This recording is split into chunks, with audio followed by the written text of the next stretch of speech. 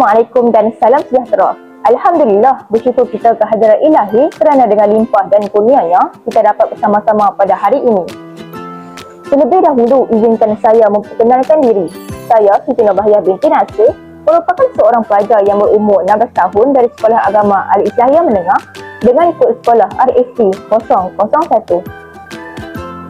Pada hari ini, saya akan menghuraikan sebuah novel yang bertajuk Songket Berbenang Emas karya Khairuddin Ayyub. Sebelum saya meneruskan huraian, izinkan saya menyampaikan serangkap pantun. Pergi ke kedai membeli sutra, singgah sebentar di tepi taman. Jika hidup penuh sengsara, jangan putus harapan di masa depan.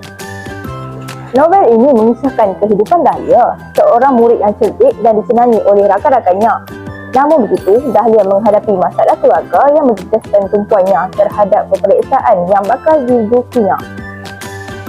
Sebagai anak sulung, Dahlia terpaksa keluar dari asrama untuk menjaga adik-adiknya. Salihah adalah ibu Dahlia yang mengalami masalah mental setelah ibunya dimasukkan ke dalam ward akibat kemurungan. Salihah menghadapi masalah dan dia dianggap tidak waras oleh orang lain. Dia juga tidak dapat mengecam ahli keluarganya dan selalu merayau-rayau di luar rumahnya akibat daripada kejadian itu. Salihah telah dimasukkan ke hospital Permai. Namun, Salihah sembuh dan akhirnya balik ke rumahnya. Peristiwa ini lebih menarik kerana kepulangan Salihah membawa sinar kebahagiaan dalam keluarga embung. Walaupun peperiksaan SPM semakin dekat, manakala bapanya pula sakit, menyebabkan Dahlia memikul tanggungjawab besar dalam keluarga. Tekanan hidupnya semakin bertambah apabila hubungannya dengan Azhari dipandang serong oleh jiran-jirannya. Selain itu, Dahlia sanggup terjun ke sungai yang deras untuk menyelamatkan Said. Anak Aton yang lemas ini menunjukkan sifat keberanian yang berani dan sifat keprihatinan yang tinggi. Malah dia dikecam kerana gagal menyelamatkannya. Walau bagaimanapun, Dahlia tetap tabah menghadapi segala dugaan.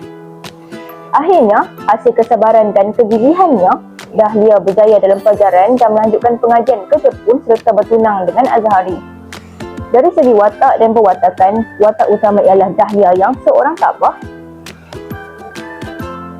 bertanggungjawab, rajin dan penyayang. Watak sampingan pula termasuk Azhari yang baik hati dan sentiasa menyokong Dahlia. Embung iaitu bapa Dahlia yang sakit tetapi bertanggungjawab. Ibu Dahlia yang mengalami gangguan emosi serta adik-adiknya yang bergantung kepadanya. Tauqi Lim, seorang yang berbangsa Cina, membantu keluarga Dahlia yang Melayu tanpa mengira bangsa. Beliau memberikan barangan dapur dan bantuan yang menonjolkan nilai perpaduan. Sikap Mek Chiah yang pada mulanya berdendam dan mahu menjual tanah rumah keluarganya. Dahlia akhirnya insaf dan berubah sikap setelah dijaga dengan baik oleh Dahlia dan keluarganya ketika sakit. Kisah ini menjadi lebih menarik apabila keluarga Dahlia diganggu perkara mistik seperti binatang berbisa atau ular dan ditemui kain kuning usang di bawah rumah yang membawa kepada konflik dalaman dan penyesalan yang penuh pengajaran. Gaya penulisan novel ini menggunakan bahasa yang mudah, jelas dan bersifat realistik. Penulis juga menelitkan banyak nilai murni serta menggunakan dialog untuk menjadikan cerita lebih hidup dan menarik. Antara gaya bahasa yang digunakan ialah peribahasa seperti bagai awu dengan tebing, metafora seperti laut kesedihan, simili seperti tabah seperti batu karang, dan personifikasi seperti angin menyapa lembut wajahnya. Plot cerita ini bermula dengan pengenalan kehidupan Dahlia dan keluarganya yang miskin. Seterusnya, perkembangan menunjukkan ibunya yang sakit dan Dahlia terpaksa menguruskan keluarganya.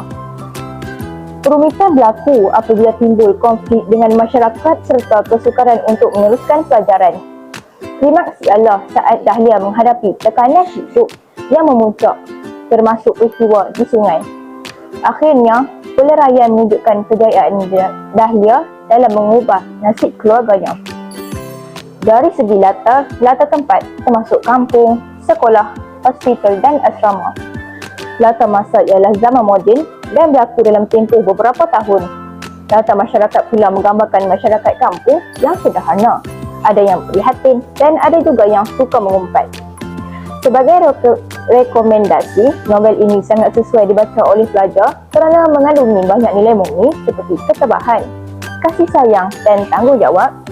Selain itu, jalan ceritanya menyentuh emosi dan memberi motivasi kepada pembaca untuk terus berusaha mencapai kejayaan.